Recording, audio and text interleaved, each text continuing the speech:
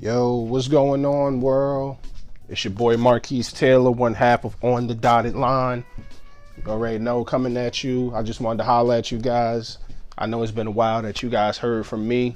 You know, Deshaun, he's been holding it down by himself, you know, between the sports segments and also the stock talks. He's been holding it down. So, shout goes out to him for holding it down, man. But, yeah, there's been a lot going on with me. That's actually what I want to holler at you guys about, but fear not, because me and Deshaun, we're gonna drop another episode pretty soon. We're gonna drop something for you guys. We've been discussing topics and we got one, so I'll keep that a surprise.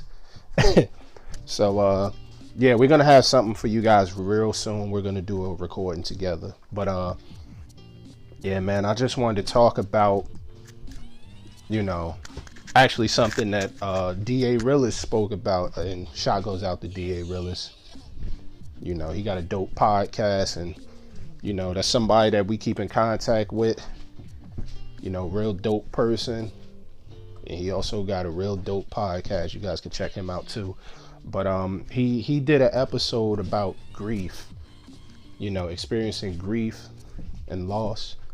I just want to touch on that a little bit today, because you know what I'm saying, what's been going on with me is, you know, recently my father passed as well. So, you know, it's been a little hard for me, you know, between trying to, you know, get everything together with this funeral, you know, staying in contact with, you know, a side of the family that I'm really not too familiar with, but, you know, just trying to get everything together to get my father buried. You know, I just wanted to touch on a few things before I go all the way into that. This whole grief thing, man, it's heavy. You know, it's real heavy. I actually lost my mother too a few years back.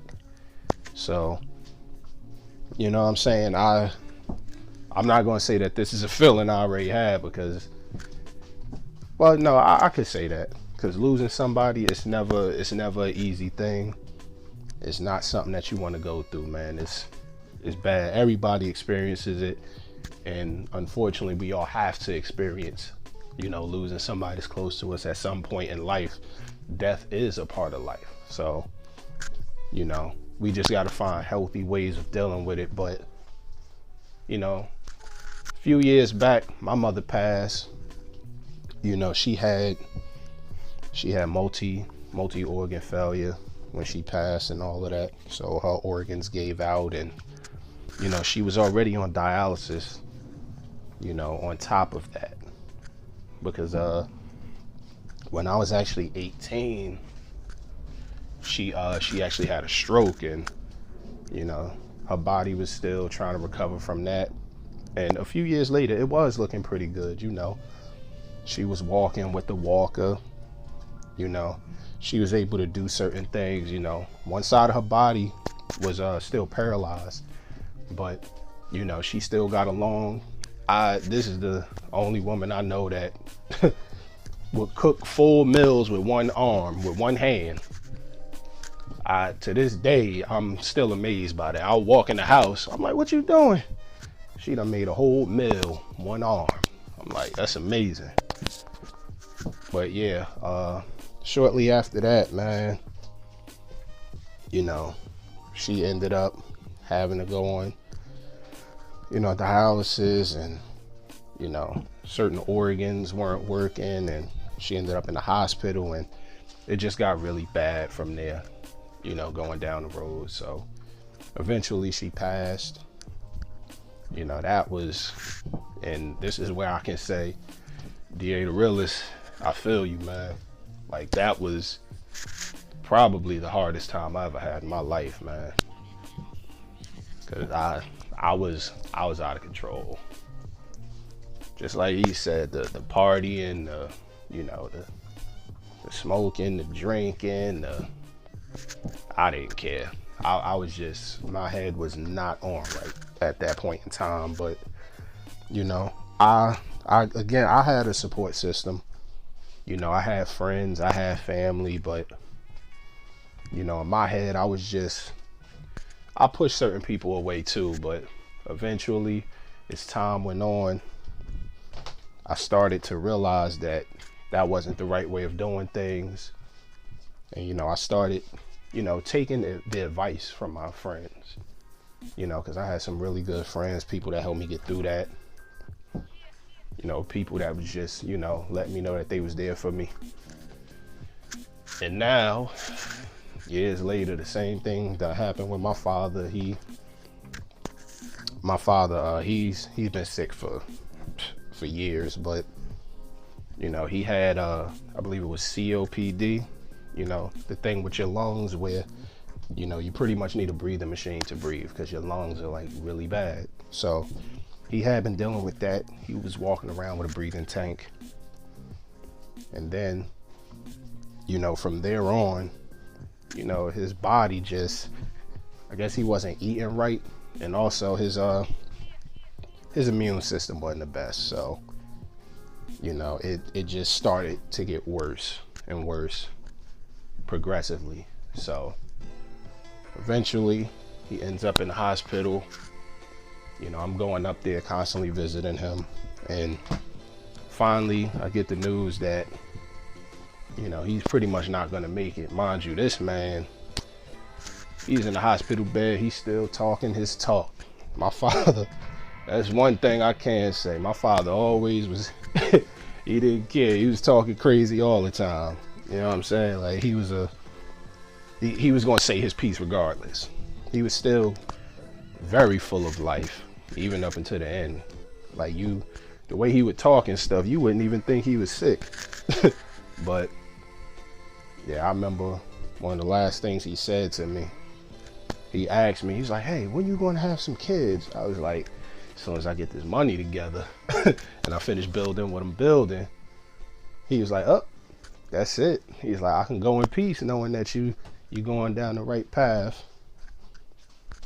That's what he said.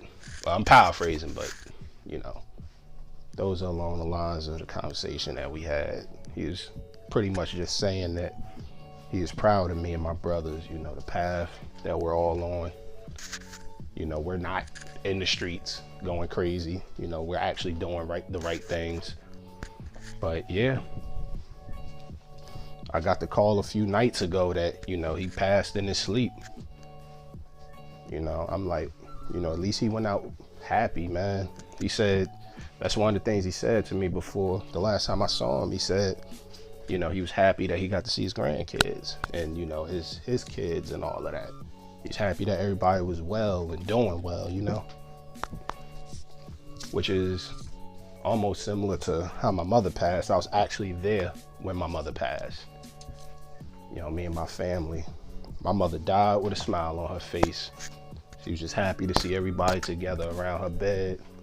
So, you know, grief is a very hard thing, man. And just, you know, just thinking about the good times sometimes is enough to help get us through, you know, that difficult, hard patch that we go through. But, yeah, again, like D.A. Realist said, man, what you got to do is you just have to, you know that you have a support system, man. And if you got to cry, like you said, let it out. I agree 1,000% with that, because holding it in is going to build up. That's just like a pipe.